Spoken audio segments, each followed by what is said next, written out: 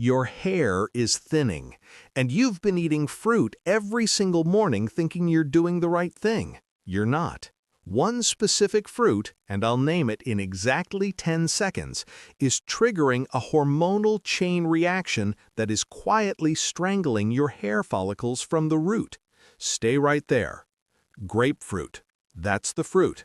And before you say, "I barely eat it," if you drink the juice, take certain medications, or eat it even 3 times a week, this applies to you. Here's why it's so dangerous specifically after 60, and why your doctor probably never connected it to your hair.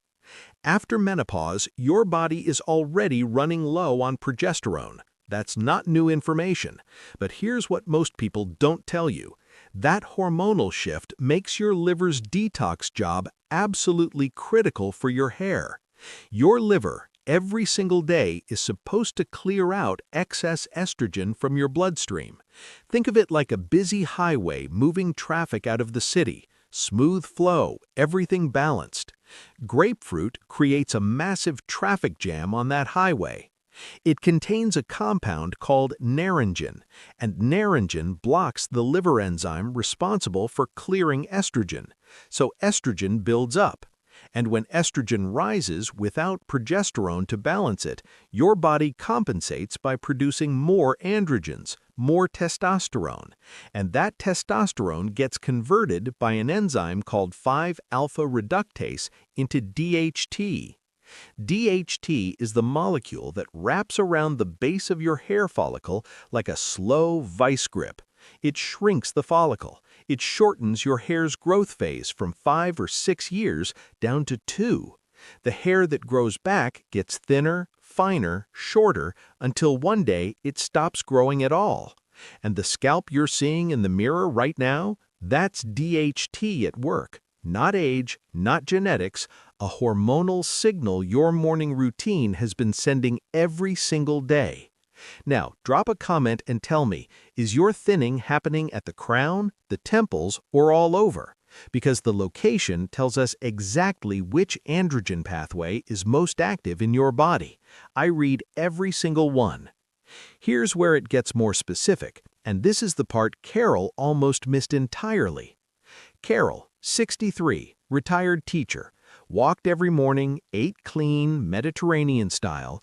Her ponytail had gone from a thick loop to barely a wrap, and she could not figure out why. When I looked at her morning routine, 2 things stood out immediately: grapefruit juice every day and a ripe, spotty banana right alongside it. Now here's the curiosity gap I want you to sit with for a second. Why would a banana matter? It's just fruit, natural sugar. What could it possibly have to do with your hair follicles? Everything, actually. A ripe banana on an empty stomach creates a rapid insulin spike, and elevated insulin, this is the part most practitioners skip, directly signals your ovaries and adrenal glands to release more androgens. It's called compensatory androgen release. So Carol wasn't just blocking her liver's estrogen clearance with grapefruit, she was simultaneously triggering androgen production with her banana every single morning. 2 foods creating one perfect hormonal storm right at the moment when cortisol is already naturally peaking, and her body is already in its most androgenic daily state. She had no idea. She felt fine. That's what makes this so dangerous. Here's what Carol changed, and pay close attention because the second fix is the one nobody talks about.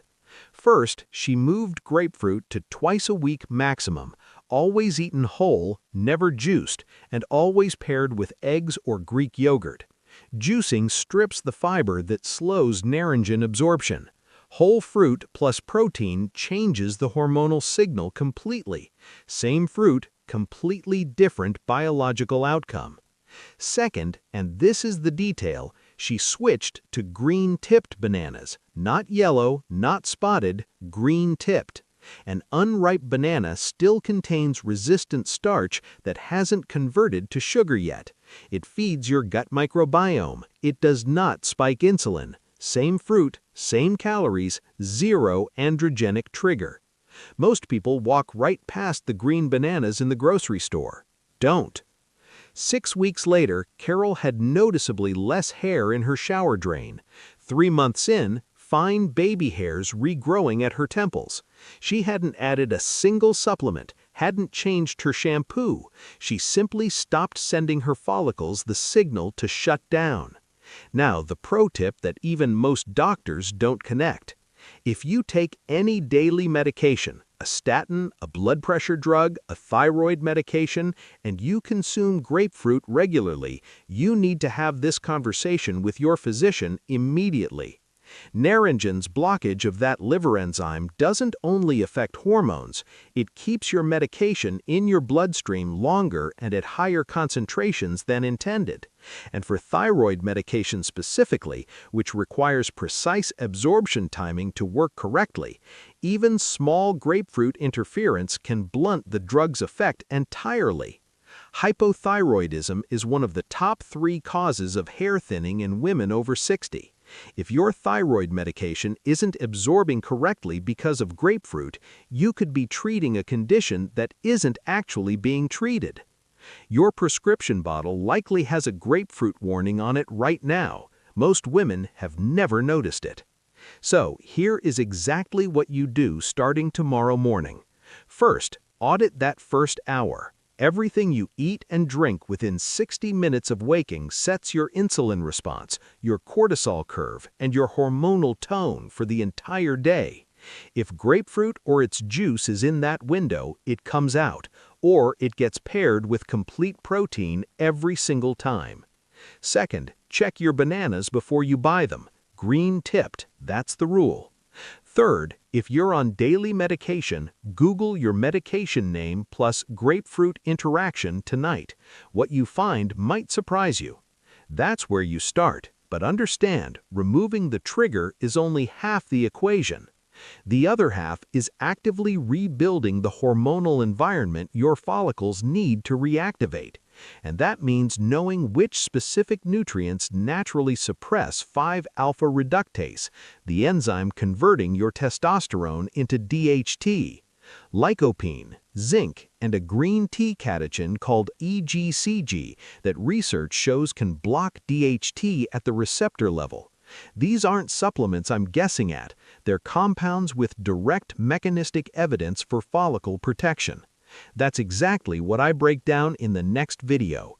Which foods actively lower DHT, how to time them, how to pair them so they actually absorb. Your hair isn't giving up, it's responding to instructions it's been given every morning without your knowledge. Now you know. Change the instruction. Go check that fruit bowl, and I'll see you in the next one.